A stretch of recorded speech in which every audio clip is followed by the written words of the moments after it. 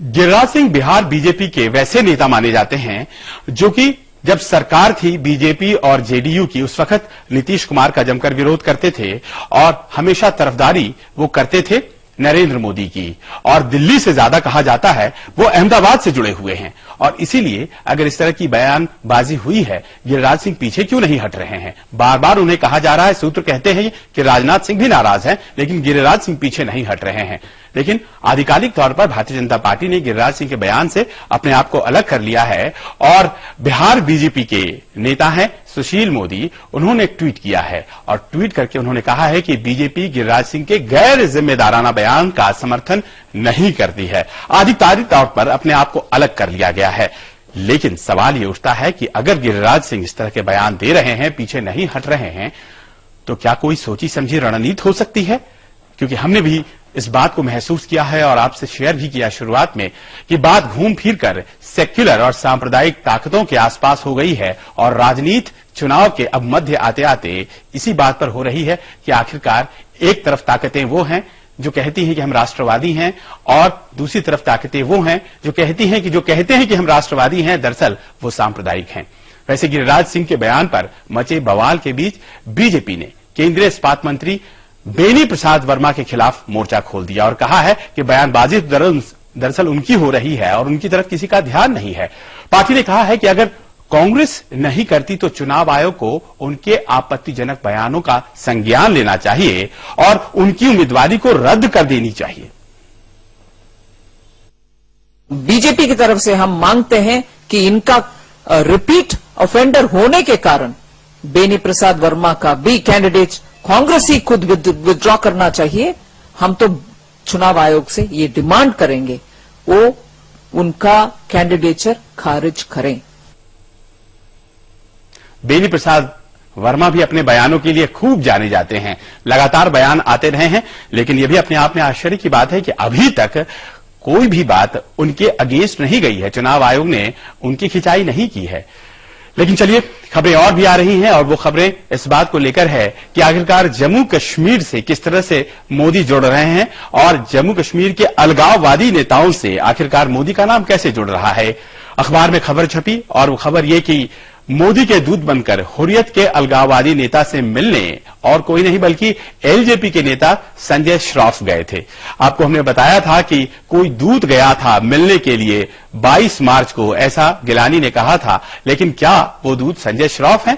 लेकिन खुद संजय श्रॉफ जो कि एलजेपी के यूथ विंग के अध्यक्ष हैं, उन्होंने कहा कि अखबार को ये कहकर माफी मांगनी चाहिए और उन्होंने कोई मुलाकात नहीं की थी। हालांकि इस तरह से मुलाकातें उनकी होती रहती हैं, लेकिन दूत के रूप में कतई उनकी मुलाकात नहीं हुई है।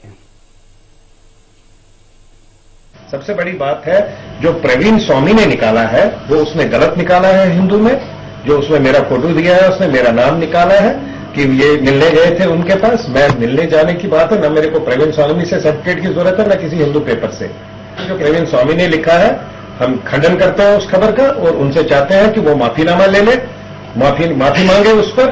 और साथ में हम प्रेस काउंसिल ऑफ इंडिया को भी लिखेंगे, प्रवीण स्वामी के एडिटर को भी लिखेंगे कि वो इसकी पूरी इन्वेस्टिगेशन करे और प्रवीण स्वामी से पूछे कि उनको कौन सा सोर्स है जिस सोर्स के माध्यम से उसने पूरे हिंदू में दिया है। दरअसल गिलानी के बयान के बाद बैकफुट पर चली आई बीजेपी, क्योंकि यह कहा जाने लगा कि आखिरकार अली शाह गिलानी तो अलगाववादी नेता हैं, तो फिर नरेंद्र मोदी का दूत आखिरकार किस तरह से मिल सकता है और कैसे मिल सकता है अली शाह गिलानी से? क्योंकि अलगाववादियों से भारतीय जनता पार्टी तो हमेशा दूरी बनाकर रहती है और चूंकि ऐसे आरोप लग रहे हैं, इसीलिए जम्मू कश्मीर के मुख्यमंत्री उमर अब्दुल्ला को मौका मिला है और उन्होंने गिलानी और बीजेपी से इस मामले से पूरी तरह से पर्दा उठाने की मांग की है और कहा है कि दूत कौन था ये बताइए और संदेश क्या था ये भी बताइए। अगर भेजे हैं तो दोनों से हम जानना चाहेंगे ये एमिसरीज कौन थे। अगर नहीं भेजे हैं तो गिलानी साहब को ये गलतफहमी कहां से पड़ गई है कि एमिसरीज आए हैं। कहीं ना कहीं तो दाल में काला है। या तो गिलानी साहब की तरफ से गलत हमें कहा जा रहा है या उनको कोई गलतफहमी हुई है, या तो फिर मोदी साहब की तरफ से हमें झूठ कहा जा रहा है।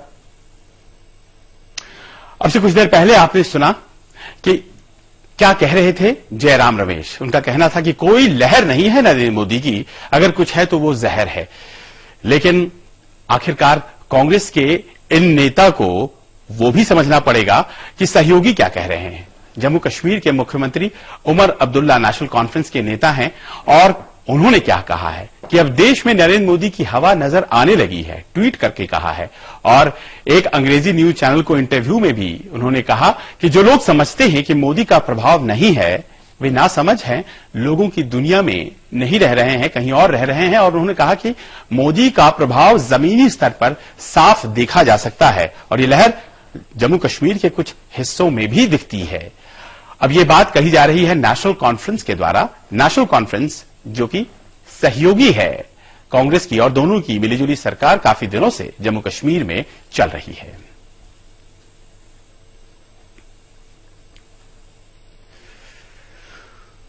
पिछले दिनों जब घोषणा पत्र आया भारतीय जनता पार्टी का, तो उस वक्त यह बात सामने आई और कहा यह गया कि दरअसल राम जन्मभूमि का जो मसला है, पहले के सभी घोषणा पत्रों में उसकी प्रमुखता होती थी, लेकिन इस बार थोड़ा उसे पीछे रखा गया है।